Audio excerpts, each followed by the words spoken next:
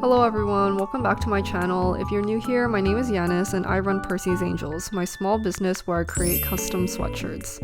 I started this journey in 2021 after losing my dad to pancreatic cancer. It was my way of coping with grief, honoring his memory, and also giving back to cancer research. In this video, I'll be sharing how I got started, the machines and supplies I use, where I source my materials, the platforms I sell on, and the equipment I use to market my business. Let's get into it. First, I'm going to be talking about the different machines you can purchase when you're first starting out and how to choose the right machine for you. The first consideration that I think is the most important when you're starting an embroidery business is considering the hoop size.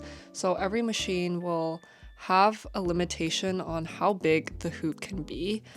With one needle machines, it's often either 4x4, 5x7, or I'm not sure how big it goes because we've only ever gotten a 4x4 hoop and a 5x7. If I could go back in time, I definitely would have started out with a 5x7 hoop. That's just because most of the designs that we like to make are across the whole chest. Even though the 4x4 hoop machines are a bit cheaper, in the long run, you'll definitely upgrade to a 5x7 eventually. One thing is you don't need a multi-needle machine to start an embroidery business. We had a one needle machine for around two years before we even started getting a multi-needle machine. Of course, it's not as efficient as a multi-needle machine where you can just have the machine change the thread itself, but it definitely still works and it is the cheapest alternative. And once you begin to get more orders or you can't handle switching the colors yourself, then I would start to invest into a multi-needle machine. The machine that we started off using is the Brother SE600. While I really recommend this machine because it's gone through so much with us, I also think that a 5x7 machine would be a lot better. The second machine we bought was the PE770. That one was strictly a embroidery machine. That one was very, very good as well. No complaints about that. Both of the machines worked fairly the same, but again, it was just the hoop size that was different, which is why we got the PE770. The first machine we bought was not secondhand, we bought it off Amazon, and then the second machine we bought was secondhand off of Craigslist. So I definitely recommend you to look for alternatives or options on secondhand websites like Facebook Marketplace, Craigslist, Kijiji, or something like that. Just because it will be a really big difference. For our PE770, we were able to get that one for $250 Canadian. I think after a year and a half or 2 years, we decided to invest in our first multi-needle machine. This was a huge investment for us because it was, I think, $2,200. We had a baby lock multi-needle machine. This was a huge upgrade because we had a lot of orders back then and we finally didn't need to switch out the colors on our own. The machine would just do that itself, but it was, again, a huge learning curve because the bobbin, everything was set up very, very differently with a multi-needle stand. Is it called a stand-up machine? I don't know what it's called, but like not a flatbed machine, but the stand-up ones. Definitely a huge learning curve, so that's something to watch out for. But we also purchased that one off of Facebook Marketplace, and we were lucky enough to snag a good deal off of it because I think the machine itself retails for around $8,000 to $10,000 Canadian, which is really, really expensive.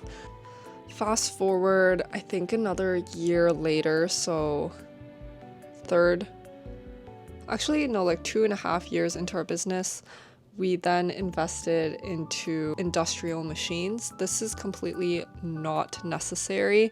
We decided to do that because our future goals is to open a B2B embroidery shop. So we want to be doing more industrial things with the machines. We have the Tajima S1501C. This one we bought off. All of these we bought secondhand, so this was off of someone else who's already used it, but of course we made sure that they are in really good condition. This one is also the same one as the first one that I showed you, but this one is a little bit newer, so the interface here When I turn it on, it'll show you how long it takes to embroider out the design. This is another machine we got. This one was really cheap, but it's also very old. As you can see on the interface, there's no photo or anything, but actually this is our most reliable machine. All of these machines have 15 needles, which was a huge upgrade for us because, again, I think the baby lock that we had was 6 needles. So 15 needles is very sufficient for us because a lot of our designs, especially like the customized dog designs, we have to use a lot of colors, which helps us speed up the whole process if we have 15 colors. Usually the dog has around 10 colors that we use, so it has definitely helped us a lot with designs like that. But we have never really had any problems, knock on wood, with nesting or the machine breaking down.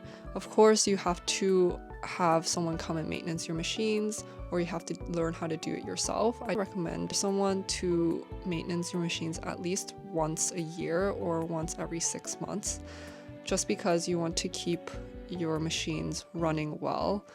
It will help you expand the lifetime of the embroidery machine. But when you're first starting out, please buy a cheaper machine so you test out the water, see if you like embroidery, because you might not like it. There's not much of a difference when it comes to embroidering on a flatbed machine versus this one. You have a lot of transferable skills, so I recommend you to find something cheaper first, just to test out if you actually like embroidery and you want to continue with it before you start looking into investing into a bigger or more expensive machine. If you're using a flatbed machine, so a 1 needle machine, I'm going to put a picture up here because we don't have one right now, but that is a machine that most people start with. You will need several different things that are kind of the same as if you had a multi-needle machine, but the one thing that was super helpful for us when we first started is getting a little thread rack.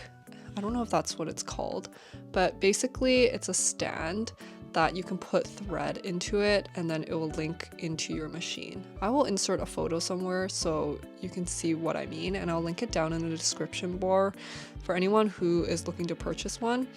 When you are buying thread for your machine, a lot of times it will come in big rolls, or you can get small ones. With bigger rolls, you can't place it into the machine like this because it's too big.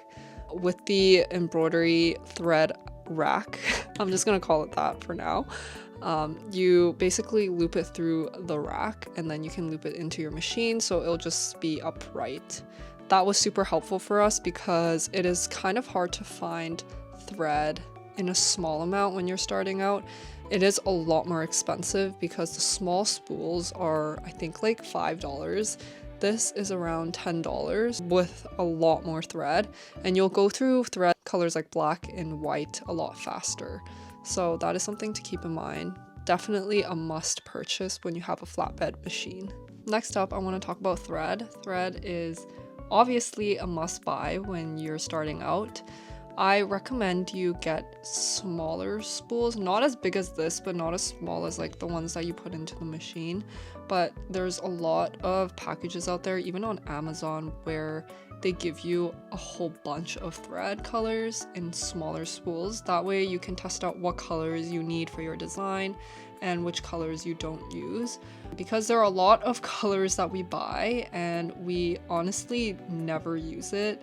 Colors like black, white, beige, what other colors? Blue, pink, gray is a huge one as well. Those are all colors that we always use and we always run out of. So these are the colors that we stock up on, and the other colors we only buy like once every, I guess I only ever bought it once in the 4 years because we barely touch it. It's just a nice have when we need those colors. I get a lot of questions about what brands of thread we use. We typically get thread from 2 brands. The first one is Isocord. They are a pretty big company. You can just Google it and I'm sure you can find somewhere near you that sell Isocord, or you can buy them online. The second one we use is Gunnald. Gunneld is also a huge brand. I think it might be from Germany, actually. I don't think it's Canadian. But this one also has a bunch of different colors and it's quite affordable. They're about the same price. So we always purchase from the two brands and the two brands only. These always exist at any embroidery shop, or you can honestly find them online. I will link some links down below if you're looking to get some isocord or Gunneld thread. When you find a shop or store that sells Gunneld or isocord, you should ask them for a booklet. We have a bunch of these, but this is just a booklet of all the colors that they have. It looks something like this.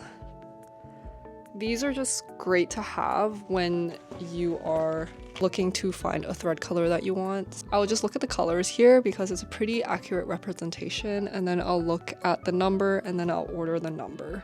So this has made my life a lot easier when it comes to choosing the colors that I want to buy. And it makes sure that you're getting the right color that you purchased previously and you don't accidentally select another color. There are also a lot of different thread types. So there's like polyester, there's cotton, there's a bunch of other ones, but we mostly only use polyester.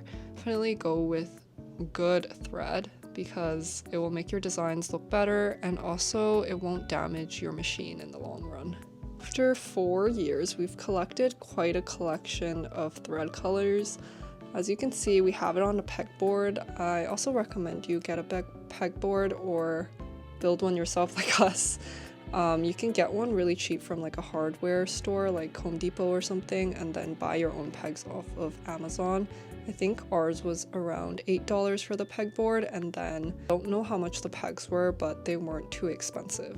This way, it's really easy for you to store thread. Just like take it out and then I can always just put it back on like this and boom, it's all organized. Right now it's not that organized, but I usually do it in like rainbow colors, so it's easier for us to find, but right now it's sort of a mess. If you have a flatbed machine, I do have a hack.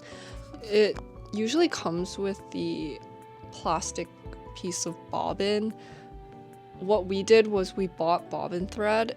Please get bobbin thread and not any other type of thread because it's very specific, so your tension does not get messed up.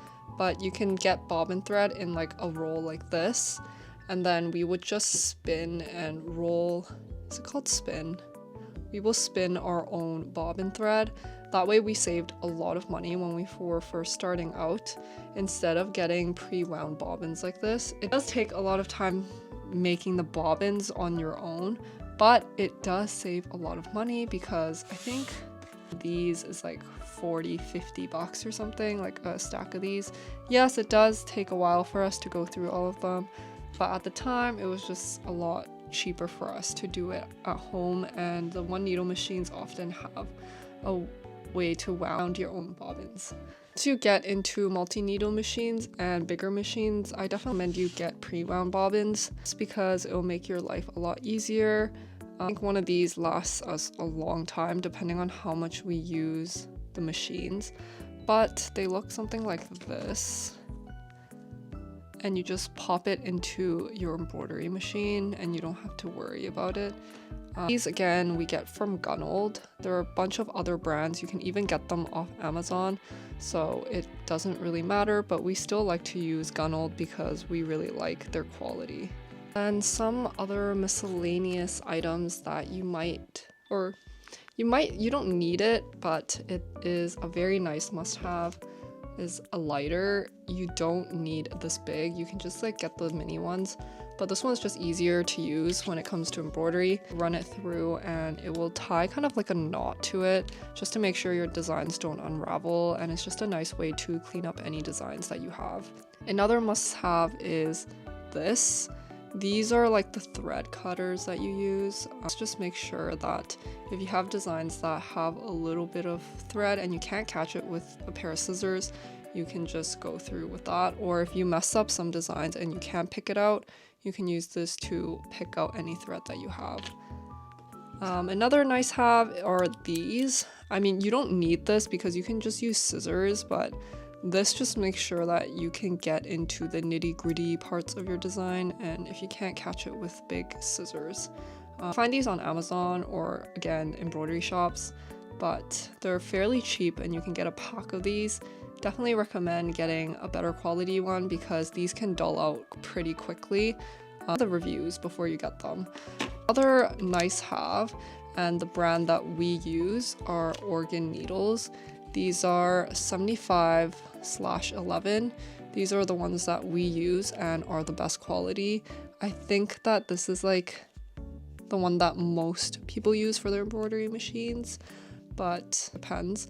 I never really looked into getting other needle sizes. I've always gone with 75/11 just because we don't really use any other fabric other than our sweatshirts. But if you are embroidering into, for example, leather or something like that, you definitely need a bigger size or it's a different type of needle. So make sure you know what you're embroidering and do some research on what size of needle you need, but definitely recommend organ needles. This video goes on, I feel like I'm thinking about more things that you need, or not need is a nice have. I'm just gonna try to talk about everything that you need. It is a must-have. The last thing I can think of that is super important to embroidery is backing. So I have moved you here. We have a bunch of backing. This is a roll that we get. This is called cutaway backing. There's a lot of different types. There's solvay, there's tearaway, there's a whole bunch of them, but what I recommend is cutaway. I personally like using cutaway the most just because with cutaway it is the thickest and strongest. I used to use tearaway, but we found that designs don't come out as nicely. But remember, with cutaway, it will be on the back of your shirt, so you can see a rim after you cut it away. But with tearaway, you can't see that because you rip it off. But over time, when you put the sweatshirt through the wash, it will soften, and we have never gotten a complaint about backing ever.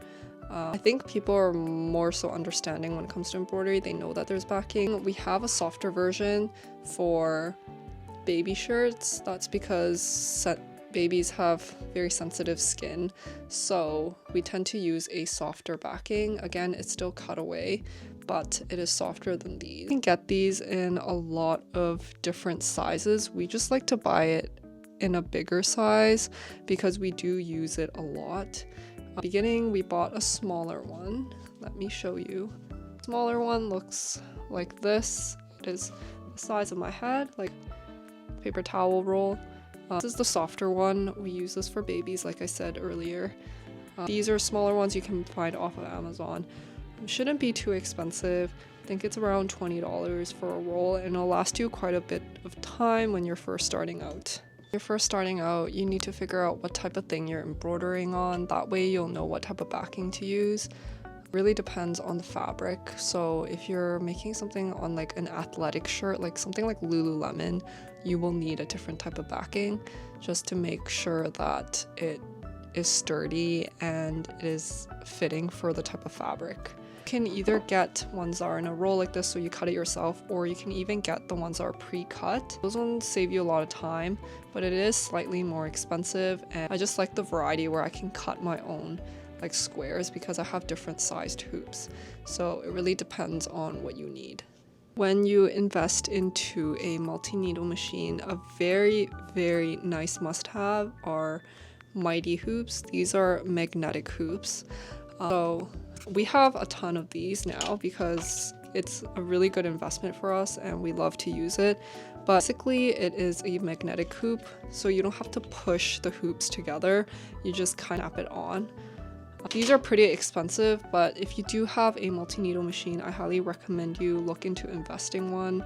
What we have are two stations, one for hoops that are for the left chest, and then one for just the center chest. This has significantly optimized our embroidery process just because it's a lot faster for us. These are all our hoops. We have 3 smaller mighty hoops and then the 3 larger ones. This is because we have 3 machines. It's just the most efficient for us. So when 3 things are embroidering, we can hoop 3 other ones so it gets ready to be put on the machine. It's just what works best for us. This might be quite niche to a specific type of embroidery, but I get a lot of questions on what blanks we use and where we get them. We sell hoodies and crew necks, sometimes baby tees. For crew necks, we use Gildan 50 cotton, 50 polyester crew necks. These are heavyweight ones. I wouldn't say they are very, very thick, but they're also not super thin. It's kind of like an in-between thin to medium, more closely to medium. We source them from a bunch of different websites, depending on availability and the price. All of the websites that we source them from are wholesalers, so sometimes you do need a business number to register into their system for wholesale pricing. Here are some that I use. I'm gonna put them all here. It's kind of hard to list out, but I can say we use tshirt.ca, M&O, Sanmar, that's also a really big one. T-Sport, that's another one we use. Jiffy Shirts is one that's very popular in the States. I know that in the States you can even walk in and get a few pieces if you would like. Unfortunately in Canada we don't have that option, so we have to purchase everything online. And then for hoodies, we also source them from the same place. Again, they are Gildan 50 cotton, 50 polyester heavyweight hoodies. We only source a couple of colors. They have a lot of options, so it really depends on what you want to get started with. With colors, we have black, gray, white, beige, baby pink, and also baby blue. That's a total of 7 colors, and that has always worked out for us. Our most popular color would definitely be black, gray, and beige. Those are our staple colors that we always stock up on. And in terms of sizing, we have sizes from small to extra large, and then plus size we will get depending on how many is ordered. We have 2, 3XL on our website, but if people do want to request for 5X or 4X, we will go and purchase those when people request for them, but we don't have them readily available on our website because they are harder to source depending on the color. Now that supplies are out of the way, I'm going to be talking about what selling platforms I use and what I used in the beginning of running my small business. After 4 years, we have tried using Wix as one of our selling platforms. This is what we used in the very, very beginning of launching our small business, just because they are the cheapest in terms of if you want to buy a subscription for a whole year. I think it comes down to around $12 a month back then, because we got it during the new year and it was 50% off of the subscription.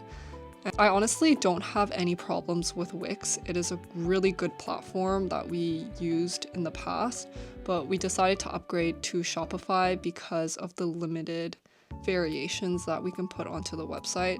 And that's only because our small business requires a lot of customization and all of that stuff. And at the time, Wix didn't have those add-ons for us. I think they added it right after we switched to Shopify, but that's okay. I love Shopify now, and we've been using it for around 1.5 years. I have no complaints. It has been really good.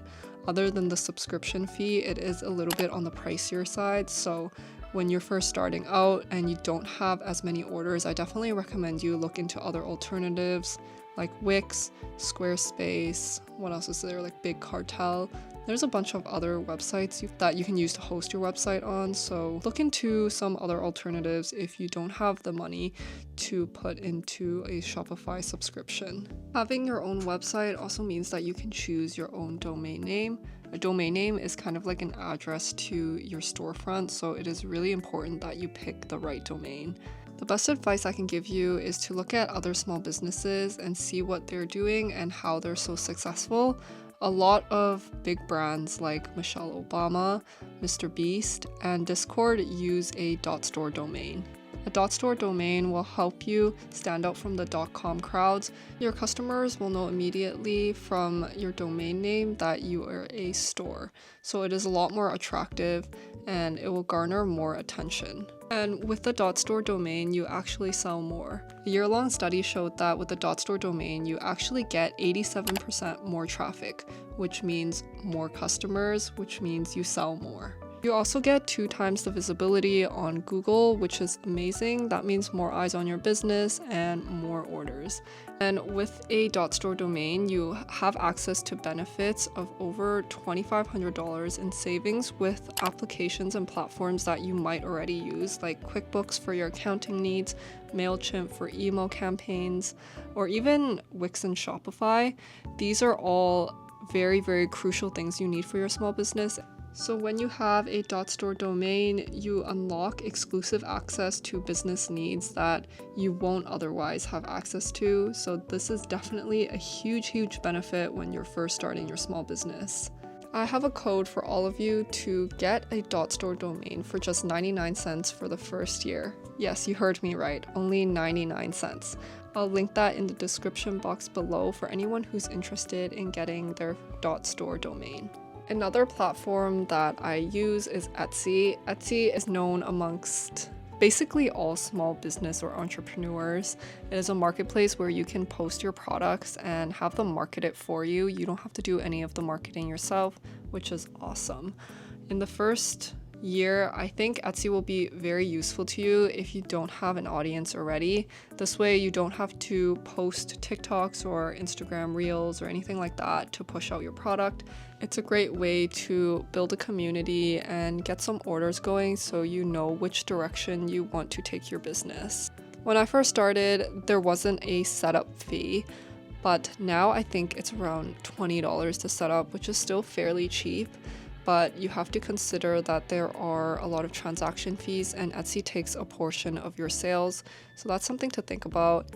Although it's not too much, it has gone up significantly over the few years that I've been running my small business. I think they take around 6.5%. And then it's 20 cents to list a product on their site. And every single time someone purchases, it renews the listing. So it's 20 cents again. So it'll deduct 20 cents off of every order you make. And then there's also something called a transaction fee. I will put everything up here just to show you how much we get deducted. I wouldn't say we get deducted a lot, but it is a portion of our sales, especially if someone buys off of an ad. These offsite ads are kind of shown by Etsy. You can't control whether or not you want to have these ads up. They take like 12% if someone buys from an offsite ad they have, which is, I guess, great that I got a sale from their ad and I didn't have to pay anything, but they also take 12%, which is pretty unfortunate. That's something to keep in mind when you are pricing your products on Etsy. Make sure you're pricing it enough to make money if they were to take around a 12 to 20% cut. The very final selling platform that we use is Fair. I know that a lot of people don't use Fair, but for us, we do wholesale designs depending on the design itself. For us, we sell on Fair. For any companies that want to reach out to us to make their, for example, business sweatshirts, they will order maybe 30 to 50 sweatshirts and we will ship them all together. These are wholesale prices, so it is significantly cheaper than if you were to purchase from our website, since they're ordering in bulk. That's another platform you can look into selling on if you're looking to get into wholesale. A platform that I kind of wish we could use, or I can use in Canada, would be TikTok Shop. Unfortunately, we're kind of isolated in that sense and we don't have TikTok Shop in Canada, so I can't use TikTok Shop, but I've heard that it's not great just because you have to take the parcels to the post office in 2 to 3 business days, and that's crazy if you're making embroidery to order, because embroidery takes quite a bit of time. Out of all the platforms that we use, I definitely like Shopify the most because it gives me the most personalized experience and I can do whatever I want with my website. With Etsy, it is amazing because I don't have to do the marketing and I don't have to put so much work into it to get orders, but it is pretty limited and I don't like the fact that it takes a significant chunk of change from all of the orders that I do make. So A quick tip is to never link your Etsy on your social medias if you have your own website. That's only because I feel like a lot of the times if you were to link your Etsy to any of your social media platforms and then you have your website, people will mostly buy from your Etsy instead of your website because Etsy has a buyer protection and it will take a chunk of money from you even though you brought the sale in yourself. So for us, we don't link any of our Etsy links or anything on our social media. It's just strictly our website. And with Etsy, we just grow organically within the platform itself. The next thing I want to briefly talk about would be content creation for an embroidery business or any business that you want to start. I just use my iPhone. I've been using my iPhone for the longest time now since I've started. You don't need the fanciest camera to start making content on Instagram or TikTok. I think a lot of people use their phone, honestly, because it's the easiest to bring with you. You have it all the time. Some equipment that you may need might be a tripod. Yes, a tripod. That might be really, really helpful when you are filming content. You don't want to hold onto your phone. You want to shoot yourself. You want to photograph or videograph. You want to video yourself. You need a tripod. So that's something that might be really helpful for you. If you're kind of like an art business and you want to show yourself bird's eye view drawing or painting, there's some like magnetic attachment with like a ring where you could just like attach your phone like this and it'll just film bird's eye view. That's also very, very nice to have. But I promise you don't need the fanciest camera or any gear to get started. Don't make that excuse for yourself. You can use your iPhone. Another thing that is very important in embroidery would be digitizing software. Digitizing softwares are pricey, to say the least. I spent, I think, a few $1,000s on my Welcome embroidery software. Even though it's a one-time buy, it is pretty expensive. So in the beginning, we used free softwares like Inkscape. That is pretty intuitive. You can create letters and very basic designs, but as you grow and you want to make more difficult designs, I definitely recommend getting a subscription with Hatch, Welcome, and Brilliance. Those are the top 3 that most people use, I think. But there are a lot of tutorials online on YouTube that you can search up to learn how to digitize designs. I still am really crap at digitizing, so my partner Jackie does it all for me, thank God. If we are way too busy with too many orders and there's a lot of customization, we will throw that to our digitizer. We found our digitizer on Fiverr, so if you're looking to find your own digitizer, you can go on Fiverr. There are a lot of digitizers out there that don't charge too much, but on Fiverr they do charge a fee, so it's a little bit more expensive. We went offline on that, so we now talk to them over Gmail, so it's a bit cheaper for us. But if it is really complicated or we don't have time to digitize any of the designs, we will just purchase them from our digitizer. Digitizing softwares now have a function where you can do month-to-month subscriptions, I believe. So it is something that you can look into buying instead of the one go buy the whole software for a few $1,000s just to see if you like the platform. They also offer free trials. I'll link it all down below of all the embroidery softwares that I've heard of that are good to use for beginners. Other than that, digitization is pretty complicated, a very, very high learning curve. So it is something that you need to really invest your time into, looking into YouTube videos and trying to learn it. But the basics are definitely not too hard. If I can learn it, you can definitely learn it because I'm not very tech savvy. A lot of people also ask how much money I've made from the small business. Because we're highly dependent on social media, the income is not consistent at all. By no means do I make nothing, but I also don't make a lot. It really, really depends on economical factors, how my social media does, and all of that jazz. So it's nothing really like to my control because a video can go viral and I have no control over that, and I would make as much as $50,000 a month. Even though our small business makes more money than both of my partner and I's 9 to 5 combined, I still don't want to abandon my 9 to 5 just because then I have enough to pay the bills, because your girl is sometimes procrastinating and not consistent at all with the content I make. I honestly recommend everyone to keep their 9 to 5 when they're starting their small business if you know that you're a risk adverse person and you're scared to take that risk, because I feel so much better with my 9 to 5. I feel like I'd freak out if I just did my business. Like right now I'm getting like no orders because of the whole tariff situation. So if I didn't have my 9 to 5, I would be freaking out. I hope this video helps someone out there learn more about embroidery and maybe get started in 2025. If I can start an embroidery from scratch knowing nothing, I'm sure you can too, because honestly, it's a lot of learning on the go. I started because I just thought it was cool. That's all it took for me to start, and now fast forward 4 years later, I'm running it in my living room and it's now a 7-figure business. So just get started, don't make any excuses for yourself, and I hope this video was helpful to you. Thank you so much for watching. Bye.